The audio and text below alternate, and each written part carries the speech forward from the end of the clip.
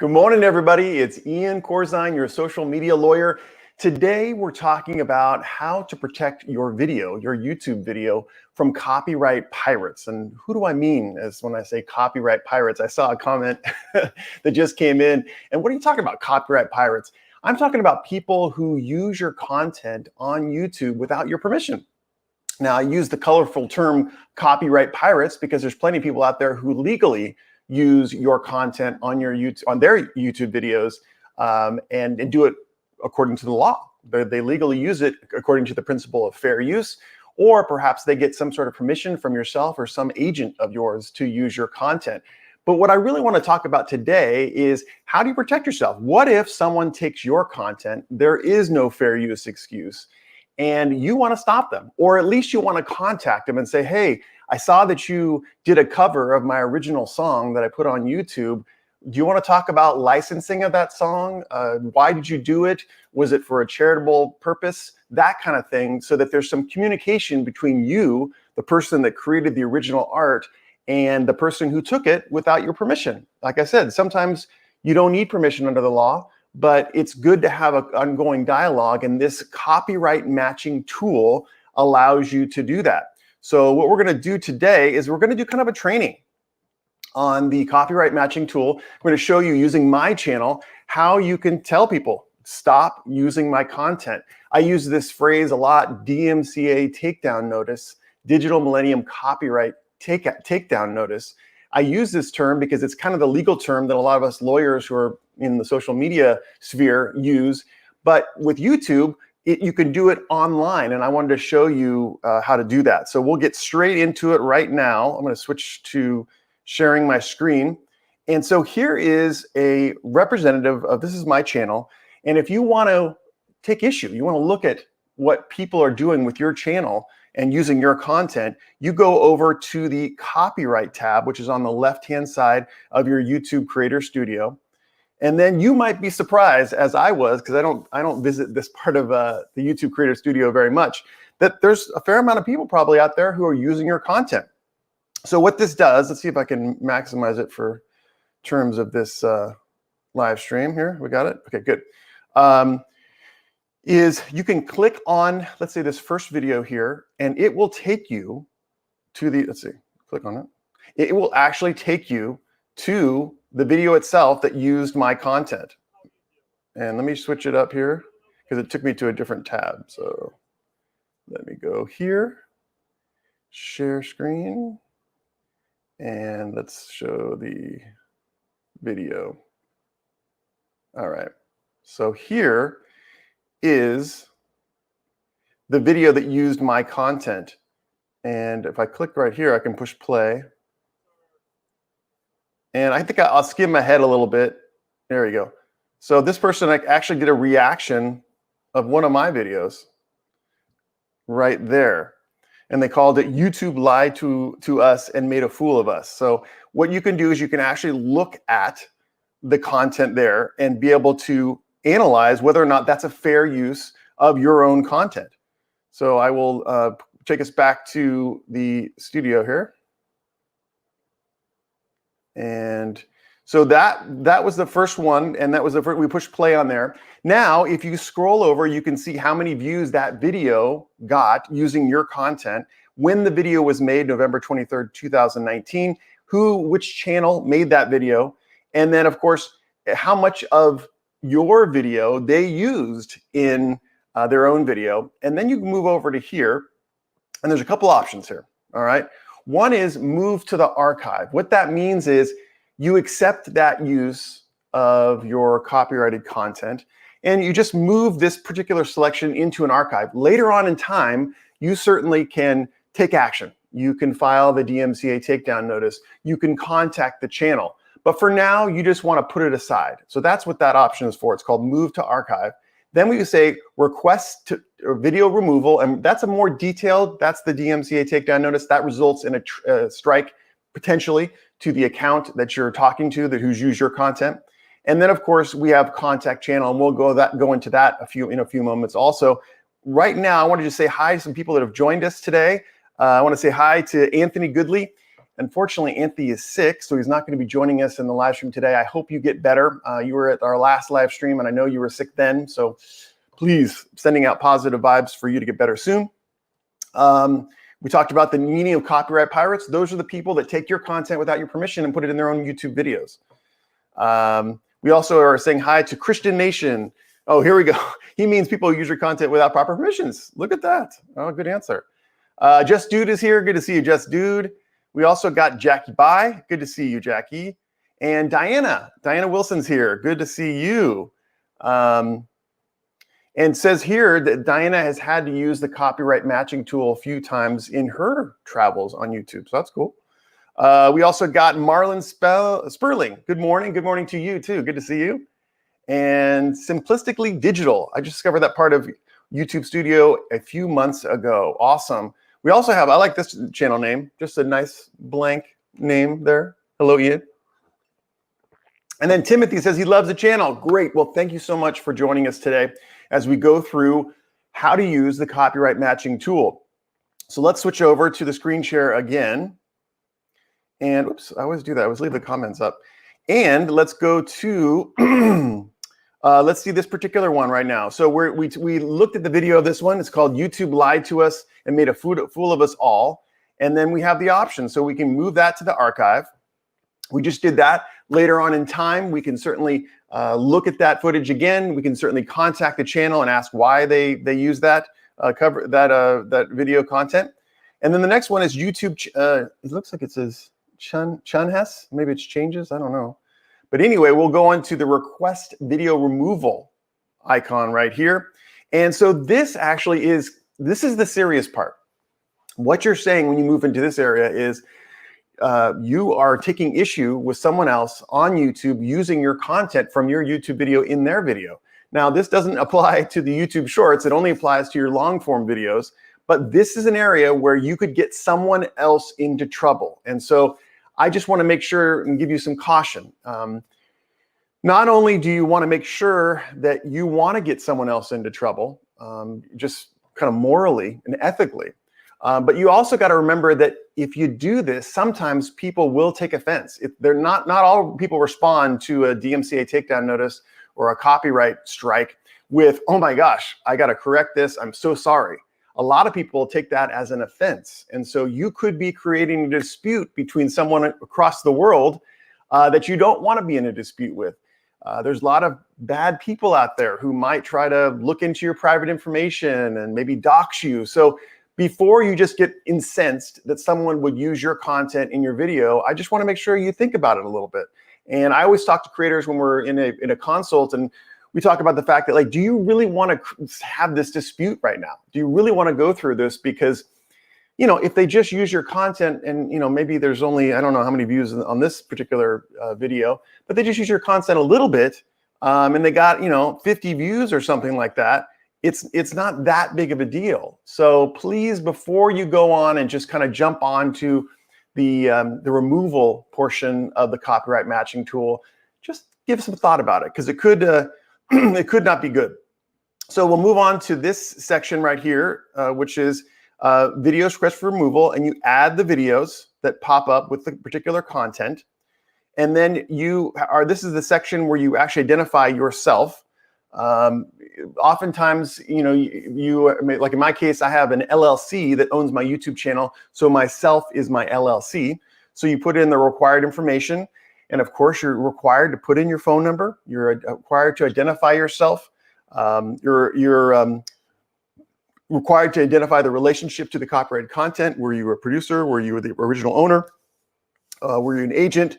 It even requires you to put multiple email addresses, the street address, the city, all those things. So when you're going to make this claim, you're going to say, listen, I want this video down that took my content. You're going to have to enter in a lot of personal information that the person who took your content could have access to, and certainly YouTube will have access to. So it's not only just creating a potential dispute with someone else, it's also disclosing a lot of personal information. It is a legal procedure. So you have to take precautions. And creators have come to me periodically and they said, listen, I want to take this down, but I want to do it the right way. So they consult with me and say, listen, okay, What can we do? Can we have a business be the identified copyright holder? Can a lawyer accept service? Those kinds of things. So those are things that I do in my consults on a frequent basis. All right, so then we move on to the removal options and agreements. We have a scheduled and we have a standard. And I want to take a moment and kind of advise you at this point that I recommend that you do the scheduled takedown. And what that does is that gives the person who took your content 7 days to just think about it and to remove the content, all right, which would not result in a copyright strike or further damage to their channel. So I think that that's a fair approach.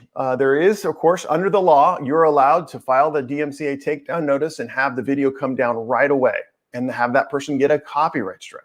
But I think, giving someone fair notice is probably more reasonable, and there aren't a lot of situations where immediate action is required. I mean, maybe there are some. Maybe you're a famous music artist and someone stealing your music video is really causing you monetary damages on a daily basis, and they're large. Well, if that's the case, then maybe you need to do an immediate. But I want to say that a vast, 95% of the situations where you would want to request your content be taken down, you would really want to just give some warning. So I think that's the fairest approach. And that's the one I would advise as you go forward is that 7-day scheduled request right there. But anyway, so you select that, and then you have the legal agreement section. And let's see if there's any way that I can expand this so we can see a little better. Here is the legal agreement section. First legal agreement you are making with YouTube is this: I have a good faith belief that the use of the material in the manner complained of is not authorized by the copyright owner, its agent, or the law. All right. So before you go in and you submit and you give someone a copyright strike, you've got to say, listen, I have a good faith belief that this person took the material and it's against the law. Now that's quite a loaded question, right? Because you don't really know what the original purpose was of the person taking your content. Could it have been a fair use? You could certainly evaluate it, but fair use is a subjective determination. And so, you're going to have to kind of go out on a limb if you click this box. Now, what you could do, what you could be a little bit more certain if you consult a social media lawyer to be able to analyze the use of your content and tell you, listen, that's a parody. That's a perfect fair use. You can't, in good faith, check that box. So you may want to consider discussing this with counsel, with a lawyer before you click on this, because what ends up happening is the next step. We'll talk about that in a minute, and that is counter notification. And that's another legal notice, and that puts some obligations on you, the copyright holder, that you may not want to have. So the second legal agreement that you have to make is the information in this notification is accurate under penalty of perjury. I am the owner or agent authorized to act on behalf of the owner of an exclusive right that is allegedly infringed. Now, this particular legal agreement is very applicable to those pirates out there, those fraudsters out there who are giving channels illegal copyright strikes or illegal DMCA takedown notices. You are certifying under penalty of perjury that you are the owner of this particular material that was taken, all right? So there have been times when people are not the owner and they click this box and they are lying under oath. What does that mean? That means that a local prosecutor, wherever you live, could actually compel you to appear in criminal court, and you could be liable, or you could face actual prison time for violating this oath that you're taking on the second step. So again, really got to be careful before you're taking down videos right and left here, that you probably should speak to legal counsel so that you know the full ramifications of what you're certifying by clicking this box. It says here, the final legal agreement is I understand that abuse of this tool, such as submitting removal requests for content I do not own, may result in termination of my YouTube account. Now, this has actually been a really great part of YouTube and helping creators when they're in a bad way. I have a number of different clients who come to me and they get copyright strikes, but they've done no non-original content. In other words, they did a talking head video. They used only their own content and they're getting a copyright strike. And that's because competitors, people who don't like them, are registering copyright strikes against them using this particular tool. Now, I always urge them, I say, listen, let's take it slow now, because the point of it is YouTube has an existing rule, it has a rule in the terms of service community guidelines. And additionally, the person who made that copyright strike is certifying under oath, under the law, that they're not submitting this DMCA takedown notice for the purpose of abuse. So what ends up happening is sometimes if we just wait a few days, YouTube will catch up with this person and they will terminate this channel. So this is a very helpful legal term of the copyright matching tool. We use it all the time when there are these fraudulent, horrible copyright strikes. I've never seen so many lately where there's no copyrighted material in the video and the people are getting copyright strikes. Luckily, YouTube has been doing a good job, a fair job, of not only lifting the copyright strikes from these people's channels, but also removing the offending channel. So those are the legal agreements. And again, I don't want to overemphasize it, but I just got to say, you are making a legal agreement when you click these boxes. So when you choose to pull down a video, you are making a legal agreement. You have to understand the ramifications, because if you don't, it could end up in you getting sued. It could end up in you going to jail. So just be aware of this stuff. It's YouTube is kind of funny because we start out with our channel wanting to entertain, wanting to educate, sitting in our bedroom somewhere, and we don't really think about the fact, oh yeah, this is a legal business. I have to pay taxes. Yeah, I probably should have insurance, should have cyber liability insurance and other types of insurance. Oh yeah, I'm signing legal agreements by just using the service. And if I really want to go deep into the service, I have to sign other legal agreements. Yeah, I just want to remind you, just seek out legal assistance on some of this stuff before you start making some big decisions. Let's talk to, whoa, I guess I missed it. We have Traveling with Chew. Good to see you. Let's see, we've got a question from Kristen Nation. If you use copyright content on a private site like Patreon, would it be considered fair use? Well, it could be. That happens all the time. You know, the fair use concept is an overall broad concept that applies in most Western countries. So it's not just unique to YouTube. Fair use is its own doctrine itself. What the social media platforms have done is they've taken this law and then they've built it into their terms of service or their community guidelines or their copyright laws or rules, excuse me. And so if you follow generally fair use doctrine, then that generally will comply with YouTube or LinkedIn or Facebook's guidelines. So yeah, so you still, let's say you create a Patreon account. And by the way, I highly recommend at this day and age that you do Patreon, that you have a website, whatever. Got to get these paywalls going, Substack for your blogs. The times of open social media are gone and they're getting more narrower. So yeah, do that, but you still have to comply with fair use law. So let's say you create your Patreon and you're going to be doing fun songs, parodies. That's fine. You just got to make sure that you sufficiently parody other people's material if you don't get their permission, and you put it on Patreon, because Patreon will take you down too. The DMCA, which is kind of the governing rule for the social media platforms, will obligate any social media platform to take down content if there is a duly filed DMCA takedown notice. So all this, what I'm talking about, I use in the title, I talk about it a lot, YouTube, but you know what? It applies to all the social media platforms. So yes, when we talk about these fair use principles, they apply equally to all the social media platforms. Ramiz is here. Good to see you, Ramiz. Thank you so much for all your comments on my videos. Kevin's here. Good to see you, Kevin. And we got Marlon Sperling. TikTok is notorious for this kind of stuff with nothing really being done. And people have gained bigger followings than original creators. Disrespectful. It's so funny you say that, Marlon. I totally agree with that. I've done read through them probably 5 or so times, the terms of service, the copyright rules for TikTok. It's so funny. They're very stern. They're very strict. Under no circumstances do we tolerate use of other people's content without their permission. I mean, they say it really clearly, way more clear than YouTube. And the funny thing is, they are the biggest culprit of copyrighted content. TikTok, as you see, I know, almost it couldn't exist, at least in the form that it's in now, without the use of other people's content without their permission. So yes, there's a lot of that going on.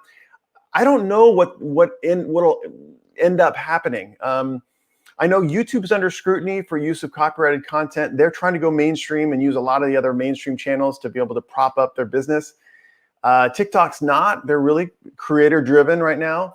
But there's political considerations. There's a whole bunch of stuff going on. So it's hard to predict, if TikTok will ever get in trouble for allowing copyrighted content on their platform. A lot of, I think, big copyright holders are stoked that the content is being shared because it's pretty, it's at least the number two, could be the number one platform out there. So really hard to predict. And I feel for all the creators out there who are just trying to comply with the rules. It is so hard because they vary from platform to platform. Their application varies depending upon the day. So it's hard. I totally agree. Nico's here. Good to see you, Nico. We got Supersized Tech.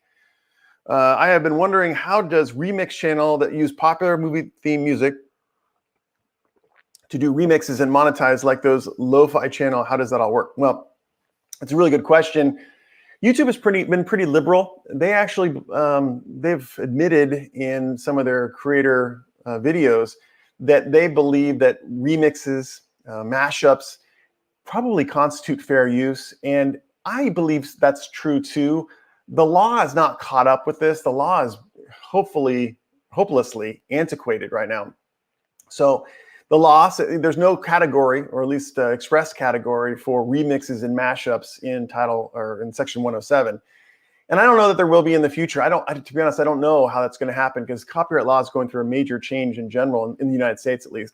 So YouTube has been pretty open about that. I think that the general rule, which applies both to Instagram and Facebook and YouTube, is they are allowing creators to live stream a small portion of copyrighted content. So I'm seeing lots of DJ remixes. You saw a lot of that live during the pandemic, the main part of the pandemic.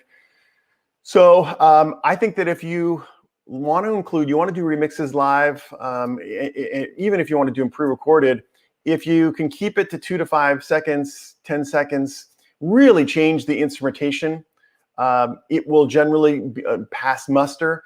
When you're just, doing the new Donda song, playing 2 minutes of it, that's going to get you into problems, especially if it's really popular content like this album is right now. So it's hard to give you set fast rules, but I will tell you this: if you are doing remixes, if you are doing mashups, I think the way to go forward is to really change the instrumentation of them, to try not to do more than 10 seconds of a song. And I've seen it done successfully. There are times where you do a 10-second clip, then you move into your own beat, and then you do another 10-second, 7-second clip. And that's good enough to be able to entertain the masses the way they want to be entertained. There's lots of ways you can create your own beats that are kind of mirroring the beats of popular music. So you can mix it all together and it sounds great, and you're not using a lot of copyrighted content. I think that's the best way going forward. But as we've said in many of our lives before, going forward and basing your business model online on copyrighted content that you don't own is probably not the best way to have a long-term business. Back in 2013, movie review channels and putting various clips, and it was the heyday. It was great, but now the copyright holders are getting much more sophisticated, and they're pulling these things down. People are getting strikes, they're losing their channel. YouTube doesn't care because they're kind of mitigating the value of creators going forward. So independent creators. So yeah, it's a tough one. We got Timothy Foster. If someone uses your content and claims, I think you mean, fair use and ends up going to court, if that person can prove that they used your content within fair use law and they win, can they counter-sue you? Yes, they can. Yes, they can. It just depends on the situation. There's lots of different legal maneuvers and techniques that could be done. There could be an allegation that you fraudulently are alleging that they unlawfully use your content.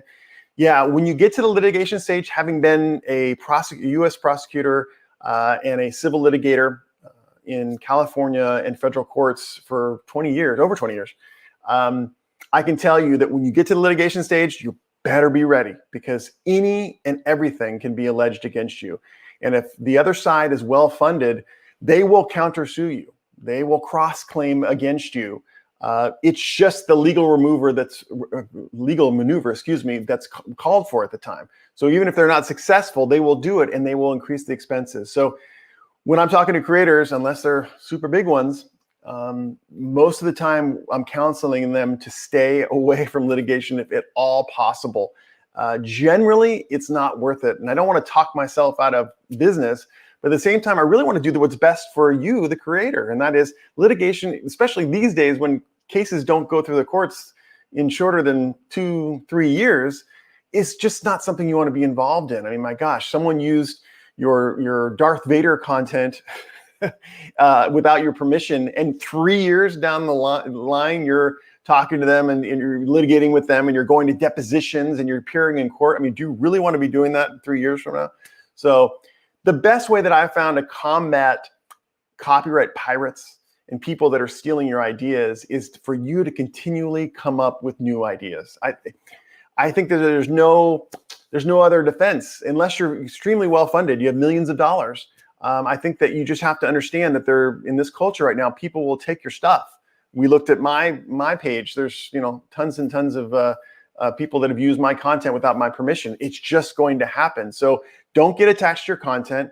Be platform agnostic. Understand that if you're going to put your art out there, it's probably going to be taken one time or another. Just like if you did a painting and you hung it on a telephone post, you have to assume that some people might deface it. They might take it. I mean, it's just kind of the nature of the beast. So I'll do a couple more questions, then we'll talk about DMCA counter notifications. Just Dude is here. If you say take this down now, might cause an angry moment reaction situation. Absolutely, Just Dude. We went through that. I don't ever want you to back down from your principles or for what you believe in. I just want to make you aware that sometimes, standing up for yourself has consequences. And maybe you're like, dude, I'm ready for them. This is that important to me. So no problem. Then let's do it.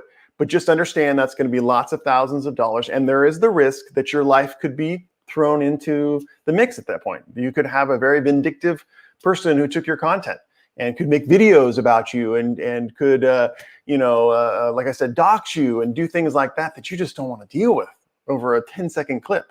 You know what I'm saying? So let's talk about counter notifications. Move on to the share square over here. Let's go over here. So remember those legal agreements. You got to sign it here digitally, and then of course you submit. So we'll get out of here. Discard changes. Continue. So here we're in this channel copyright page again. I kind of want to describe for you generally what happens. So you request that video removal, click, you submit it, and then YouTube makes a decision on its own. It's kind of interesting. It's not an automatic copyright strike. YouTube makes a decision about whether or not this particular DMCA takedown notice is valid. And then if it is, then yes, the creator who took your content will get the strike and the content will be taken down. All right. Now, then YouTube gives that creator who took your content without permission a period of time to file what's called a counter notification. You can receive this counter notification in multiple ways, and you can get the actual form in multiple ways. A lot of times it just comes in your email and you're able to click a link, and then you're able to fill out your own form that says, no, I did take this content without permission, or I did take this content with permission, and here's the permission. That's why whenever I talk to people about, listen, getting a license for music that you use in your YouTube videos, that you always try to get it in writing, because that way you can submit it as part of your counter notification, and then boom, strike goes away, the video is put back up. But a lot of times you don't have permission. And so at that point in time, you have to be able to put in the form why you use this content without permission. And most of the time that falls into the realm of fair use. Now, again, I want to say, if you submit this counter notification, it is a legal document. It is binding. And so when you submit it, YouTube considers it. Sometimes they just reject the counter notification right away. And so there's nothing more done. The video stays up or stays down, excuse me. It's no longer available for viewing. or sometimes they accept the counter notification. And then that triggers a deadline. The copyright holder has between 10 and 14 days to commence a federal district court action against you for copyright infringement.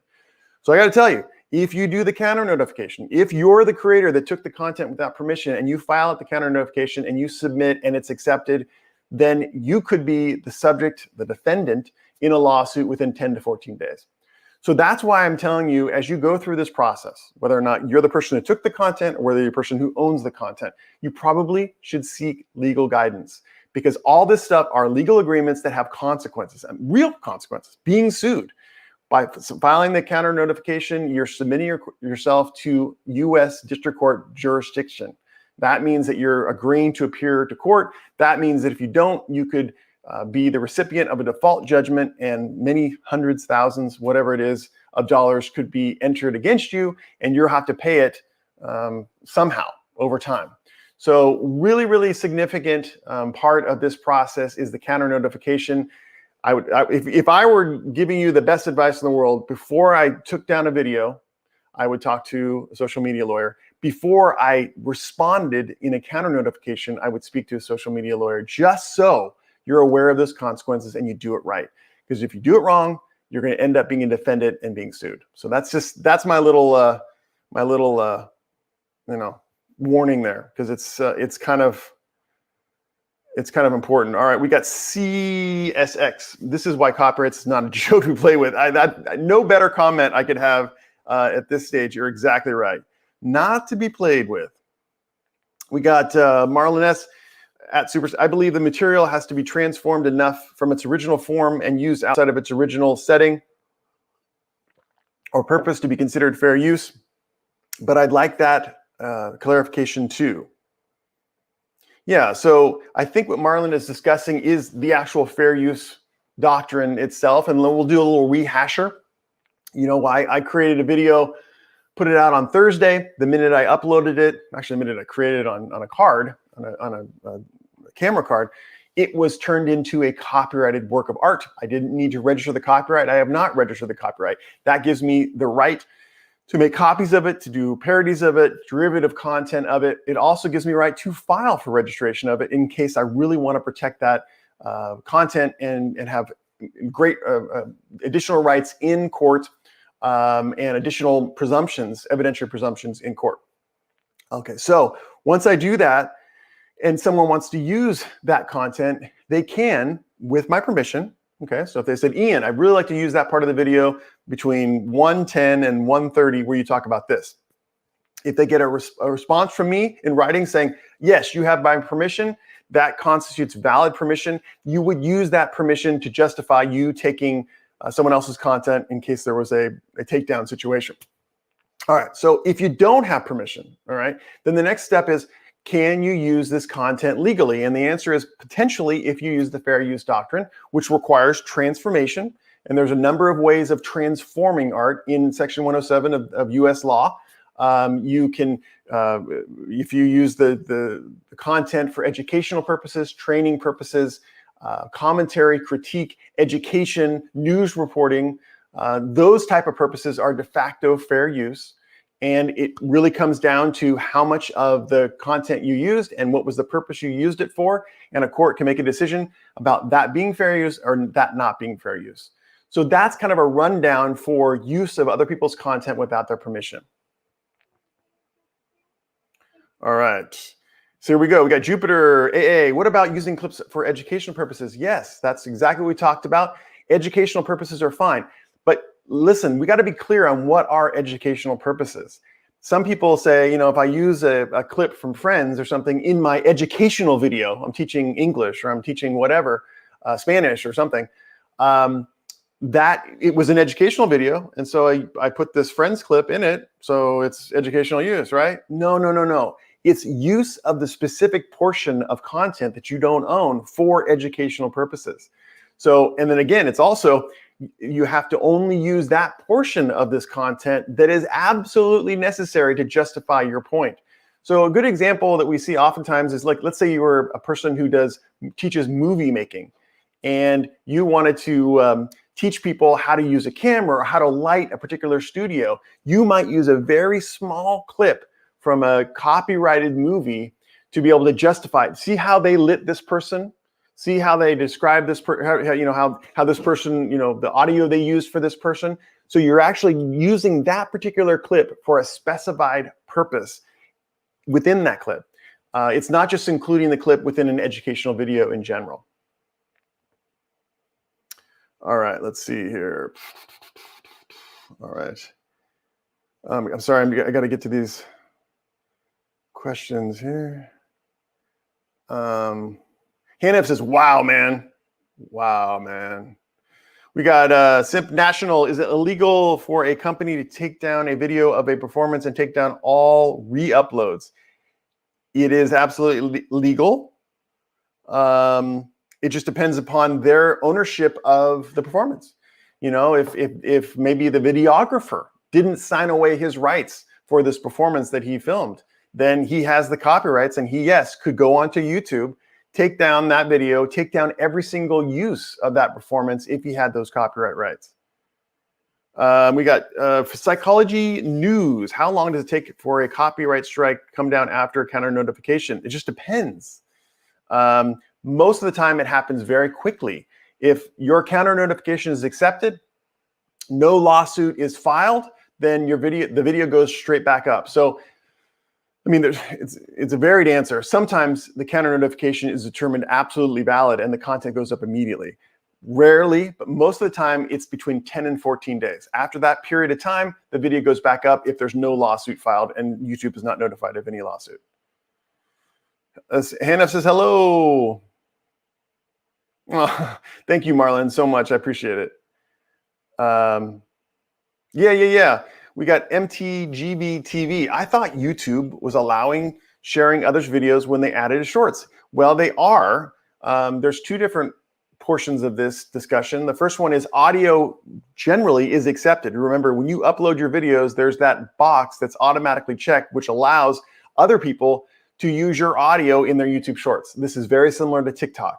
They want to allow people to, make goofy videos with other people's audio. So that's one thing. If you uncheck that, then they do not have permission. Most people just leave it checked. When it comes to video, YouTube has not been express about this. They have not said, hey, you can use video from others in your YouTube shorts. However, I have seen just anecdotally them allowing people to use that video. So it's not an express rule, but it's happening out there. So that's what we have today. I'm hoping at some point YouTube will provide clarification about whether or not we can use other people's video in our shorts. So far, they've not. All right, Kim is talking about, I'm creating my own social media network. Good, you're smart. It will not be like, it will be like Facebook, but not at all connected to Facebook. Do I need to worry about people posting copyrighted material on the social media network? You absolutely do. You've got to follow the law that applies to all social media platforms. You've got to, understand Section 230 of the Communications Decency Act. You have got to understand the Digital Millennium Copyright Act. You've got to understand a lot of different things that are unique to social media platforms. I think that as you're creating this network, if you ever wanted to contact me to kind of go through a briefer or a brief discussion on these issues, that might be warranted. If for any reason you guys want to talk more in detail about your channel, about copyright issues, those kinds of things, you can always speak to me actually personally by going to iancorzine.com, clicking book now at the upper left-hand or upper right-hand corner of the page, and you can schedule some time with me on my calendar. So that might be a good thing for you because yes, you're absolutely required. And if you don't, copyright holders can sue you, pierce through the immunity, and sue your social media platform for not following the law. Generics here. What if you have watermarks on your videos? Does that discourage copyright pirates? I think it does. Although you know as well as I do, all you got to do is crop in, right? It just depends. There's a debate between putting watermarks. It sometimes decreases views because people are like, "Why don't I want to watch this thing with this Ian, text popping up here and there?" And then the other part is that there's a lot of people that say, "Listen, I don't care if it affects my art. This is a way to save this stuff. And I will say this, having used clips myself, fair use clips, and following the law, I've done things like, I won't lie to you, that I've cropped in a little bit so I don't get that little TMZ logo in the corner. So it's pretty easy to defeat. But yeah, you can do that. That's an added protection to stop copyright pirates. And that's what exactly RP Gmod's fan said. A pirate will crop the video to take out the watermarks. Yeah, and also I think there are people out there who are gifted with video editing, and they can actually scrub out the watermarks on the video images themselves. They use keyframes or something like that. So, all right, Simplistically Digital. Where is the best place to get non-copyright video clips? Well, that's a really good question. I use Storyblocks if I want to use royalty-free video B-roll. I think that they're pretty good. There's a number of various sites you can do that with. The other thing you do is you can commission people on Fiverr or Upwork to do your own little B-roll video or separate clips. There's a lot of people out there that for very reasonable prices will do little video clips for you. And then you own the copyrights entirely. I do think you should enter into a legal agreement with these videographers or these video editors, and you can get those legal agreements on iancorstein.com in the legal template section. But nonetheless, that's a cheap way to get stuff that's you own the copyrights to, you're not going to get a copyright strike from, and it doesn't cost that much money to have it done. There's plenty of people out there, I didn't even know this myself, who make a living on YouTube by just commissioning videographers and editors to put together clips. They don't even appear on the video. Their job is just to organize a team of independent contractors to be able to make these videos. And it's all original content because they have an agreement with each of these people. But that's a good way to get around it. Another way to do it is Creative Commons. You know, I've done a video on Creative Commons, and that's on my YouTube channel. Just type in Creative Commons and Ian, and you'll find it. Kind of take you through what Creative Commons is, how to use it on YouTube. But that's another way, if you're using the content according to the license under creativecommons.org, that you can use content and not get a copyright strike for them. So those are some best examples. Let's see. It says here, how about using the app Smool in a YouTube video? I don't know the app Smool. I'll have to check that out. I don't know what that is. We got Psychology News. Can you discuss reuse content? So I think what you're referring to is when there's a violation because you've published more than once the same content. That is another problem with YouTube. There was a creator that I had who got in trouble. His whole channel was taken down because he had this awesome introduction to his videos, but it appeared on hundreds of videos. And YouTube flagged it as reused content, improperly reused content. We were able to get his channel up and running again, but I will say that he ended up using the YouTube Studio editor to cut out a lot of those intros. So yeah, be careful when you're using the same content for long periods in your videos. You know, I don't know when that would happen, but if there was some sort of, if your channel had, you know, every video had a minute of the same content for whatever reason, be careful. YouTube's AI will pick that up and they will take down those videos. Sometimes they take down the channel. So that's something to be considered about. The other thing is we do it in collabs a lot.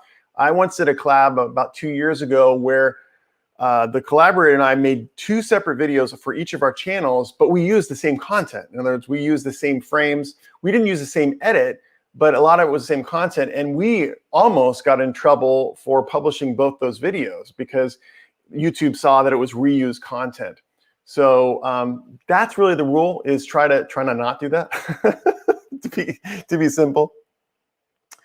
We got Scotty B. How do some channels replay podcasts as their own? I often hear replays of news programs from independent channels. Well, short answer, YouTube hasn't caught it yet.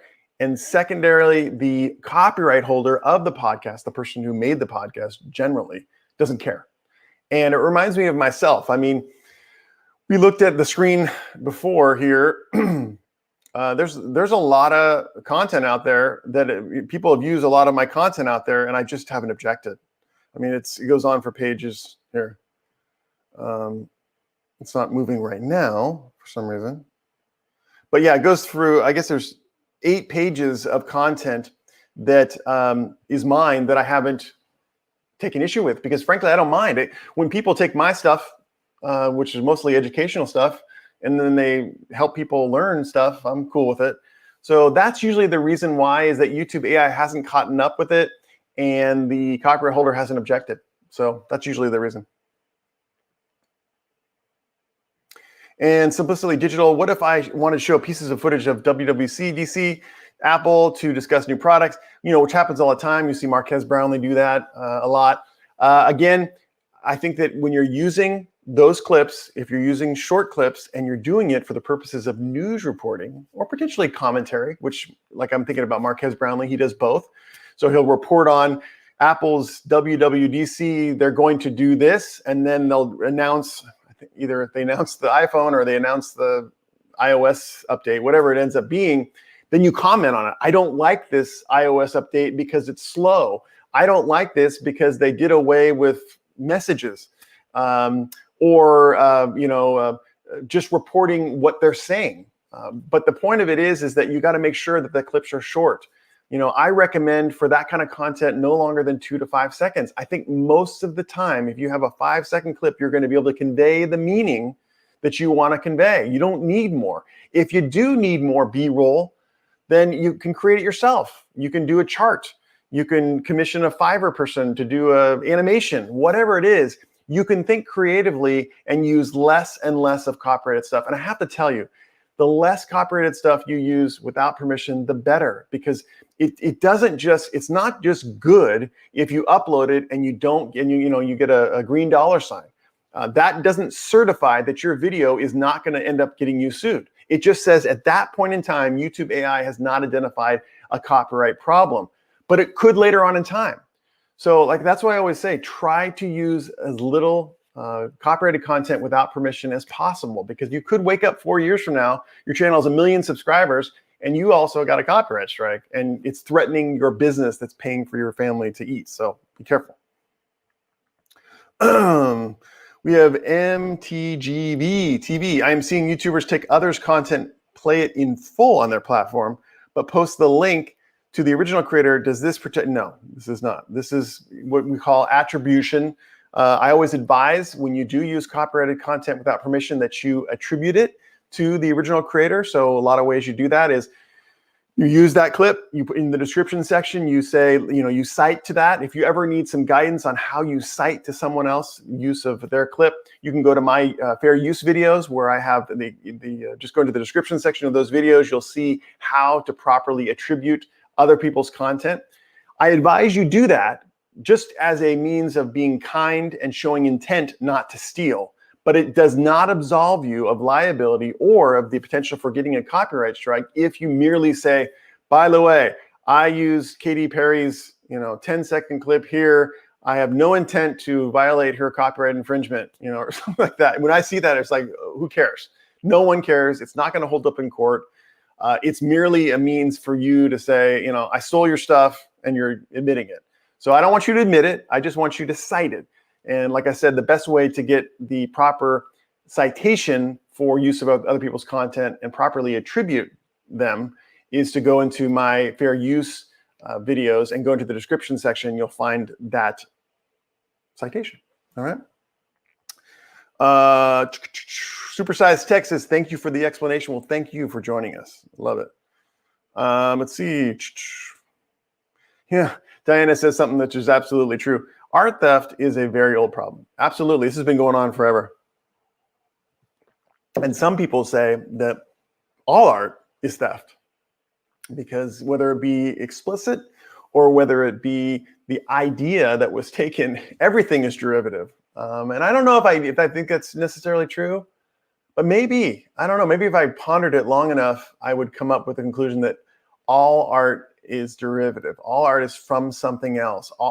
No one was, maybe there's someone out there who was a baby who was raised by wolves and then started creating art, having never had human contact. So maybe that's the case, but I think it's the only case. Most of the time, people are influenced by other artists. So it's true. We got Mr. Mindworks. How does copyright work with cross borders, like between Canada and the United States and other countries in Europe or Asia? Well, that's a really good question. It kind of depends upon the part in the process you're in. So if we're in a situation where YouTube is handling the copyright infringement or the alleged copyright infringement, then YouTube's laws are loosely based on American law. So if you largely follow American law, then you can be sure, for the most part, that you're in compliance with YouTube's laws. Now, because YouTube is handling a portion of this dispute about whether or not you copyright infringe someone else, you could certainly be brought to to court in another forum at the same time. So you could have a dispute.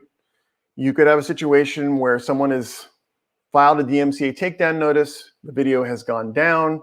Maybe you're filing your counter notification, and at the same time, because the original holder of the copyrighted content, the person who owns the content, is based in Canada, that they could bring an action, a civil action against you in Canada at the same time that you're facing the issue with YouTube in general. So that's how the cross-border thing goes. The one wrinkle to this process is that if you ever did want to file a copyright infringement action in Canada, in America, in other Western countries, you're going to have to get personal jurisdiction over the alleged copyright infringer, all right? The person who took the content without permission. So oftentimes that's really difficult to do. So let's say you just want to play out the typical YouTube copyright strike process. So you create a video, someone took it, they didn't get your permission, there's no excuse. You file a DMCA takedown notice, the video is taken down, the person files a counter notification, you respond and you say, listen, I got to file a lawsuit because this is BS. They took my content without my permission, and as a result, I lost millions of dollars or thousands of dollars, whatever it is.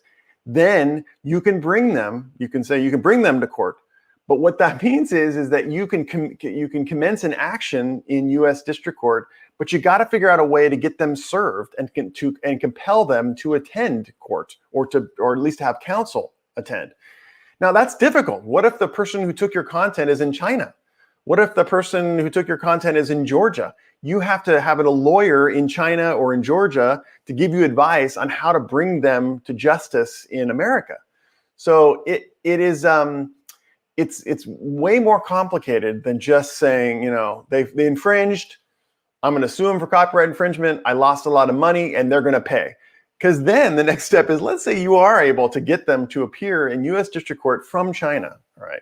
Then you've got to be able to have a defendant that actually has the means to pay, right, for a settlement or for a judgment. So let's say you do it, you get them into U.S. District Court, they're defending the lawsuit, they lose the lawsuit, and as a result, you get a judgment for $2 million. You're like stoked. That justice was done. Then you got to figure out how you get access to their assets. Maybe they have no assets. Maybe there's no ability for them to possibly pay a $2 million judgment, in which case this piece of paper, this judgment is just worth what it is, which is a piece of paper. So it is way, way, way more complicated than merely just filing a lawsuit. And as you go through this process, having legal counsel to advise you is invaluable. A lot of times legal counsel who's looking out for your best interest is saying, listen, there's no way to drag this guy from Argentina here. I'm so sorry that you were damaged, but unless you want to pay millions of dollars in attorney's fees, there's no way that you can take this action. So I hate to be the bearer of bad news, but I've seen litigation, being a criminal and civil lawyer for a long time, and it rarely works out right unless you got money to burn. Maybe it works out then. Okay. So sorry, I got to get to these comments. It's okay.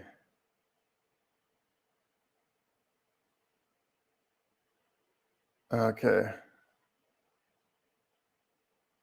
Let's see. Mr. Weinberg says, how do you even discover if somebody has used your contact with the vast use? Yeah, exactly. Your content probably means, but how do you discover it? Well, rich people have the means. There's private investigation firms and electronics crawling firms that will find your content. There's also websites that'll do it. I'm trying to think which the one. Google does it to a certain extent. I'll put that in maybe in the description section when I find it. But there's other apps that will crawl and find your content. There's one for photographers. If someone knows that one, put it in the comment section. Certainly there's ones that finds images that you own. And then obviously YouTube does it. They have a library of all content ever published on the platform, and that helps you find your content that's been taken. Yeah, futuristic gamer, I think is right with a pessimistic point, but I think it's right. We can't get rid of copyright pirates. It going to be around forever because it's difficult to stop because it will keep popping up everywhere on the internet. Yeah, and that just brings me to the point that I talked about maybe 20 minutes ago, and that is fight copyright infringement with your new ideas, with your new art. Okay, no one's telling you just to fall down and to just everyone steal everything from you and just you have no principles. All it says is just get real. All right, people will find a way to take your art in some way. If there is substantial damage they cause, maybe they put it in a false light, maybe they use it to damage you monetarily, then that's another question. But if they're going to, do a review of your recent video, you know what? How's it going to hurt you? Matter of fact, it may even boost your credibility. So again, I don't want you to be just a pessimistic person, but I also want you to be real. And I think that Futuristic Gamer has it right there. Miss Muggs. Hello, Miss Muggs. You are beautiful. Good to see you. It says here, watching from the Philippines. Good to see you. Thanks for joining us. Marlon says, you're so informative. Thanks for doing what you do. If I'm asked another question, could you please advise the best way to contact copyright owners to obtain exclusive licenses? Well, it depends on the content, of course. But this answer is just super not satisfying. Really, a lot of creators come to me and say, listen, I want to use this portion of Lady Gaga's song. How do I do that? How do I get a license? And I go, you got to contact Lady Gaga. Got to Google it. And that really is the best answer at this stage. I will say this, that as opposed to pre-internet or pre-YouTube, it's getting much easier to actually get a hold of these people. My best strategy, if you're trying to get a license to use content, is actually to try to Google it, to do some research behind who owns the copyright for this content. And then there's lots of little creative ways. You could follow them on Instagram. You can find out that it's Sony Development Corporation, and you can find out what their phone number is and what their address is. You can go to LinkedIn and you can search out chief content officer for Sony and find that person or find the assistant to the person. So you can do your own little investigation and then contact them and ask for a license. Now, this is happening all day long. Lots of people are doing this.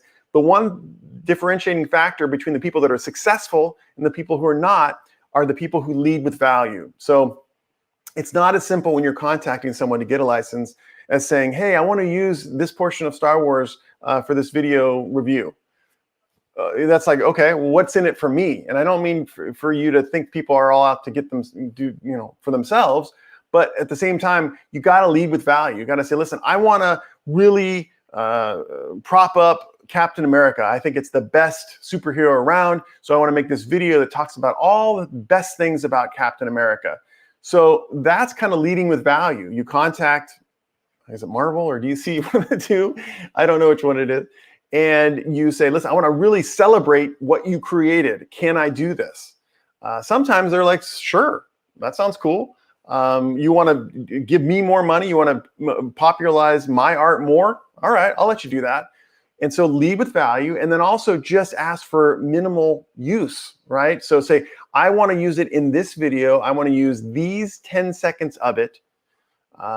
I will delete the audio. I just want to use the image or the video file. And if you do this, people are more apt to give you permission. So don't just say, hey, dude, can I use your song? The people are like, okay, well, maybe, but where are you going to use it? What portions are you going to use of it? How long are you going to use it? If you do arrange, a license with someone over the email or something, just make sure you actually have a proper license agreement, because if you have this agreement, it will take you through those factors. I have a license agreement on iancorzine.com. If you ever want to use that, go into the legal template section and you can click on that agreement, get that agreement, and then use it to formalize an arrangement you have with a copyright holder. But key points, research it, LinkedIn, Google, lead with value. I want to do something for you, so therefore can you do something for me? And then formalize it with a legal license agreement. All right. We got Go Dogs Full One. What's up? What's up? We got Sinoblog. Hello, good evening. It's evening where you're at. Let us know where you're from. All right, Kim Leeming. If you do obtain permission, written permission from the original creator, is there a legally correct way to include this info in the video's description? Yes, there is. I don't know if it's legal, but I think the best way is for you to come up with that license agreement, get it signed by the copyright holder. So you signed it, the copyright holder has signed it, then upload it as a PDF to Google Drive, and then get a link, a shareable link, open to everybody, and put that link in the description section of your YouTube video or any other, it could be in your Instagram post, although links don't work there, but it could be in the post, in your Facebook post, in your LinkedIn post. I use Google Drive because one, it's easy and fast. And then two, when it comes to YouTube, it's a YouTube property. I mean, Google owns YouTube. So they ignore Google related links in their description section, and they don't use it as a factor to keep your video from being surfaced. So whenever I do exterior links in my description section, I try to make sure that it's for a Google-based product. It's recommending one of my videos. It's recommending one of Kim's videos. It's referencing a Google Doc or a Google Sheet. Keep it all within house so that YouTube has no reason to say, you know what, I'm not going to promote this video because it looks like it's just promoting Ian's website, or it's just promoting another social media platform. It's a link to Instagram. I don't want that. I want people on the platform, on YouTube itself. So as long as you try to keep it within the family, it's an easy way for Google or YouTube for their AI to analyze the agreement, because the AI can actually follow links. And it's also an easy way for the human reviewer, if it's ever a problem, to be able to click on that link and says, oh yeah, everything is in order. There's a license agreement. It's signed. Okay, cool. We'll let this thing up. If there's someone who has issue with it later on in time, they can take it up. Google and YouTube really want your videos to succeed because it makes them more money. So they're not looking to take down your videos. They just want to make sure there's not violations of their guidelines. Oh man, I hate this story. Force Ghost Jeremy says, a friend of mine got a permanent ban from Twitter this week. Oh, and this is happening all day long. Oh gosh. For one post from 2020 with background music. His appeal was rejected. UMG submitted multiple copyright claims. Is this legal and fair? Wow. And the answer is it's legal. Even though background music is an exception to copyright infringement, it's incidental use of copyrighted content.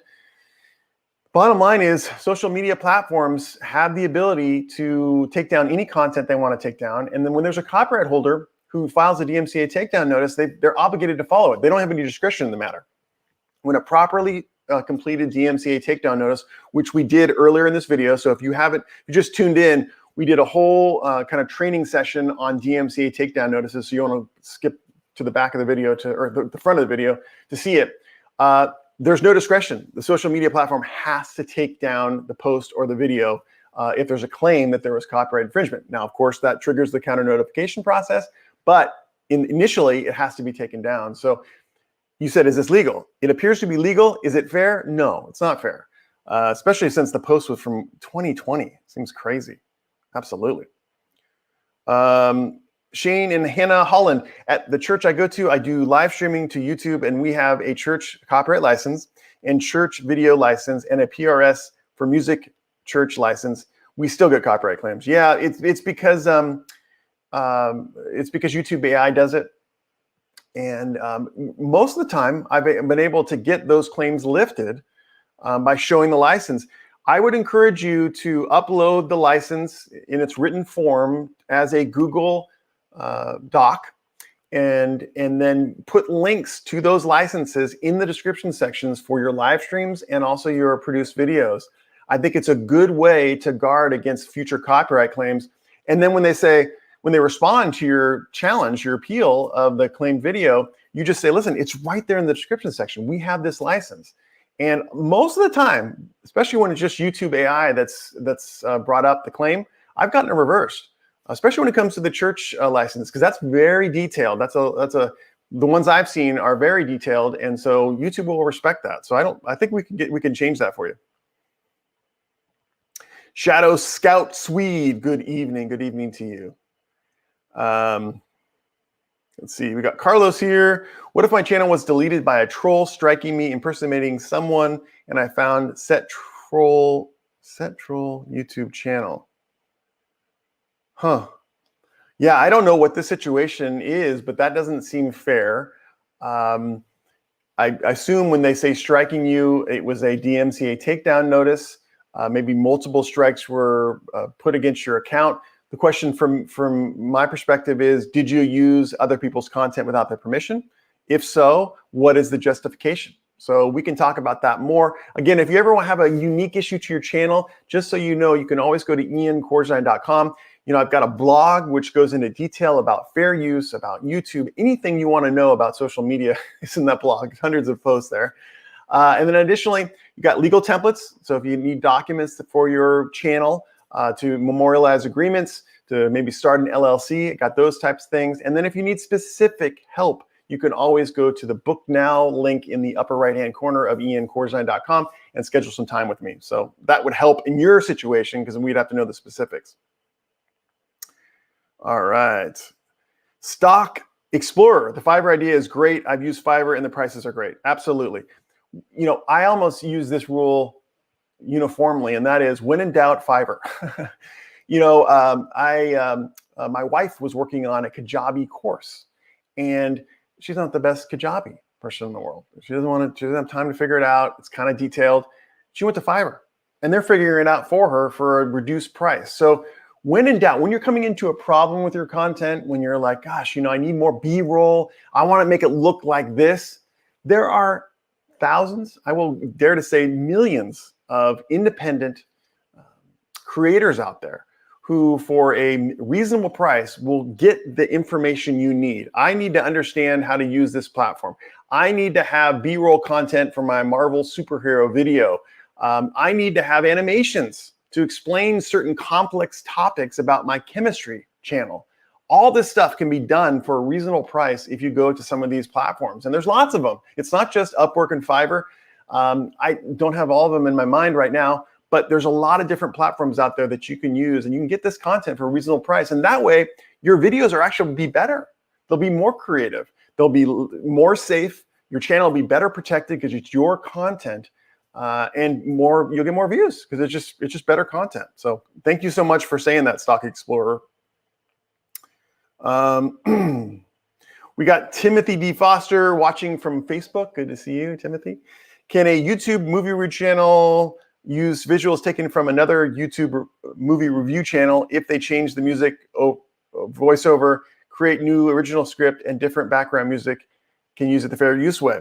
Well, the same rules apply to reuse of content as they do for original use of content. What I mean is, if I'm going to borrow part of Star Wars, the fair use concept that applies there will apply if I'm going to borrow someone else's review of Star Wars. Okay. So that being said, when you do use a movie review's footage from original content, you have two layers of fair use, right? You've got to be able to justify the initial fair use layer, and you also got to justify your fair use layer. I will say this, it's hard to explain, but if you're reusing another movie review channel's content, YouTube it could go more smoothly for you because YouTube has already allowed the original movie reviews content on the platform. So I've seen people use copyrighted content that's been uploaded to YouTube, that's been on YouTube for a period of time, and they haven't had problems. Now, that still poses the same copyright infringement issues on the outside as it always would. But if you're just talking about interior, what's going on YouTube, it's a safer bet to borrow something that's already been borrowed. Let's put it that way. Maybe that's it. Borrow something that's already been borrowed. So I'm not encouraging you to steal people's content. Not at all. I'm saying you need a fair use reason to use that movie review's review. But if you can do that, then that's acceptable. So a good example, I mean, I'm just trying to be as clear as possible. There's a movie review channel of Star Wars that says Star Wars is the best movie in the world and here's why. And they did it in a fair use fashion and it's up on YouTube. But maybe you entirely disagree. This person is off his rocker. Star Wars is not a good movie and you have reasons why, but you're responding directly to the commenter in the movie review channel, not the content of Star Wars itself. You're saying this person is out to lunch. All right. That would be a good use, good fair use that would probably stay up on YouTube. But again, you have to use only that small portion of footage as is necessary to demonstrate your point. So what I'm trying to get at is that a lot of times you don't even need the movie review channel's footage, right? You might need a word. He says, you know, Luke Skywalker is the best, you know, action star ever or something. That would be it. Or you could read from it. You could get a transcript. It says, this guy says Star Wars is great. Here, da, da, da, da. Or you could get an animation of it. Or you could do a text graphic of it. There's so many different ways that you can get other people's content in your videos in a fair use way, in an acceptable way, that I always want you to make sure that you don't just say, listen, I just want to do a review. I just want to steal their video and go through it and you watch it along with me. It may stay up on YouTube. It may not. You may suffer legal consequences as a result. Best way is to be creative. Come up with the top 5 points you disagree with. Pop them on text on the screen. You know, that may be the best way to actually do a review of a movie review. All right. Yeah. Alyssa says, this sounds like what BuzzFeed is doing to YouTube creators. Yeah, I totally agree with that. Oh, look at, we have RPP. You are amazing. Thanks for doing this. All the best from Ireland. Well, thank you so much for joining us today. I am very happy. Where did the comments go? Okay. I'm very happy to be coming to you today talking about the copyright matching tool. Again, we talked about DMCA takedown notices as well as counter notifications. So if you just joined us, make sure you go to the beginning of the video. We do a detailed explanation of that. I will see you next week. We're going to be talking more about these concepts. I can't wait to join you. Thank you for joining me today and have a wonderful day.